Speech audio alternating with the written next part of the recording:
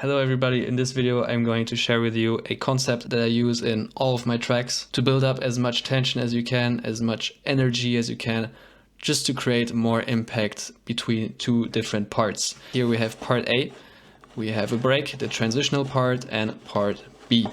So first I'm going to play A and B without the transitional part, and then A and B with the transitional part, so you can see the difference. So let's listen to what we have here.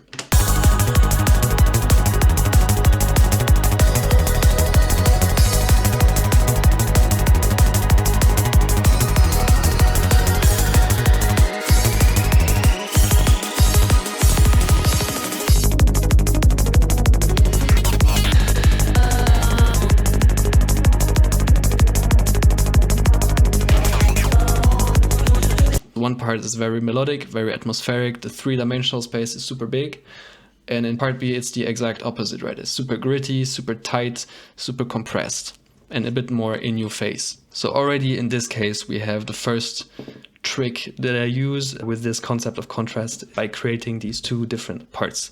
But the problem here is part B doesn't feel as impactful as I want it to be, and I'm going to show you why it doesn't feel as impactful.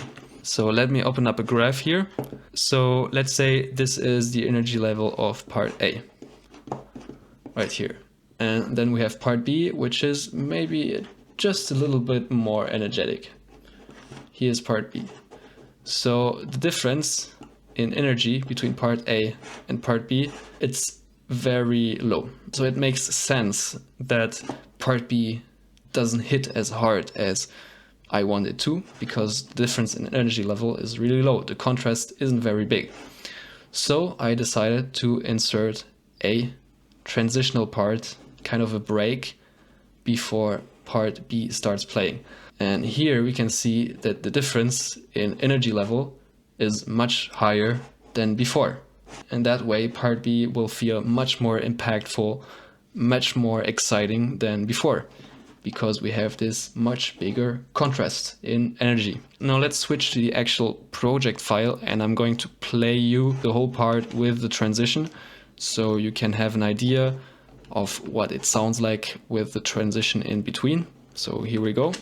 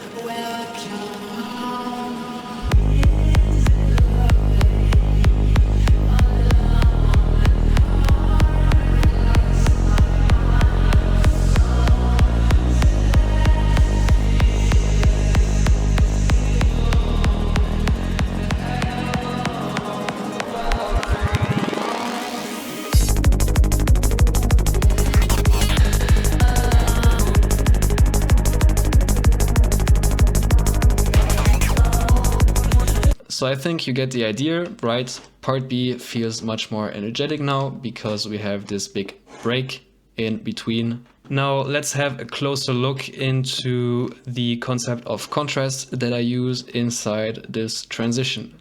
Now the most obvious trick that I did here is to filter out the kick and bass, which is the leading driver of this music, right? The kick and bass gives us the maximum power.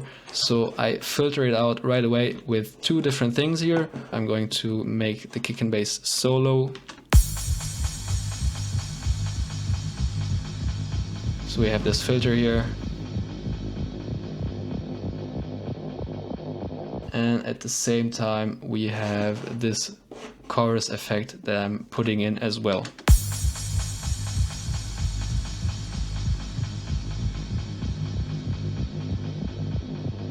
Now what this trick does is, as soon as the kick and bass starts to filter out, we know that the kick and bass will come back in full power again. So it already creates this tension and this expectation or this anticipation for the full power to come back again. We already build up some kind of excitement. in the first few seconds of the transition already. So filtering out the kick and bass is usually a good idea if you want to create more impact and more tension in your tracks. And the next trick I do to create contrast and tension in my tracks is I changed the main leading rhythm. From a rolling bass line with driving hi-hats, I changed it to this rhythm here.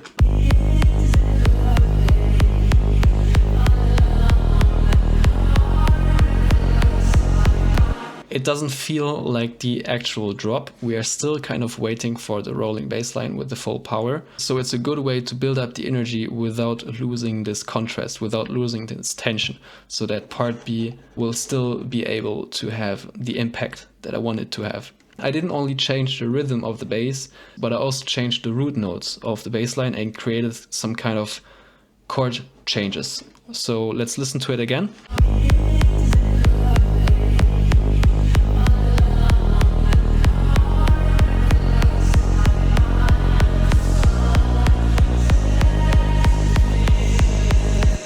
In this part we have some kind of a chord progression going on, right? If we look at the bass line of part B here,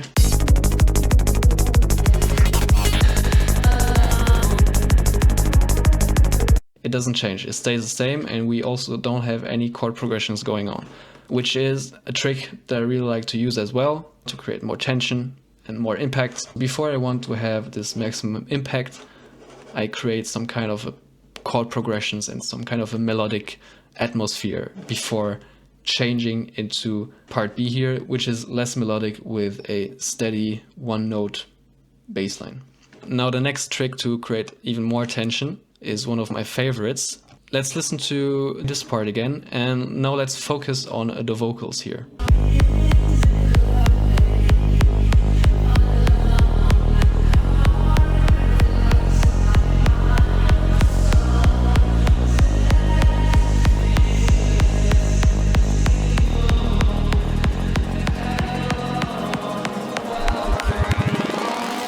We could see that the vocals gradually got into this big atmospheric space, and then they came back to the front again, which is another way to create this big contrast, right? You can create contrast in the three-dimensional space. So I open up the space and bring it right back to the front again to make it super big and super tight again. In this whole transitional part, there's a lot of movement going out, a lot of filtering out and back in again, and a lot of automations. So it feels very unstable. Everything's moving, everything's morphing. We don't have a steady groove anymore that we can follow. Here in part A,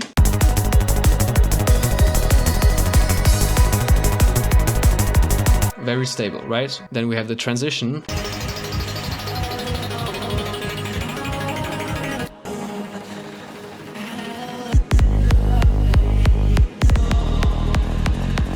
So we have the transitional part, which is very unstable, and then we have part B,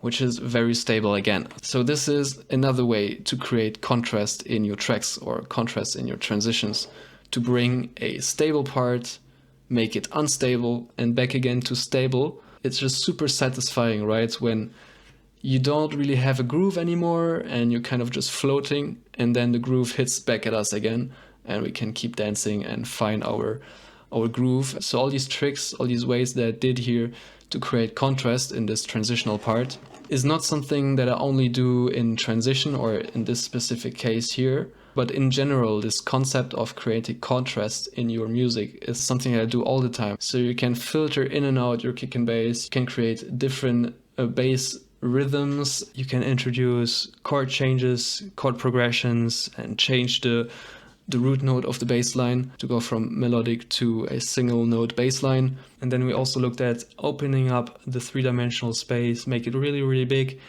to make it really, really small again, and just in general creating two different parts that are contrary to each other. So we had part A, which is super melodic, super atmospheric, and part B, which is less melodic and super gritty, super tight, super compressed. I hope this helped you to find some ways, some inspiration to create more impactful moments in your tracks. If you have any questions about this specific video, you can just leave them down in the comments. You can also let me know if you have any tutorial requests. Also, if you feel like these videos or tutorials on YouTube in general is not enough for you to grow as an artist and bring your music to the next level, I'm also offering one-on-one coaching. So if you're interested, there will be a link in the description below. You can just follow that. If you liked the video, make sure to hit the like button and subscribe to the channel if you don't want to miss any of the future videos. Otherwise, thank you very much for watching. It's Friday for me today, so have a nice weekend and I'll see you next time. Bye bye.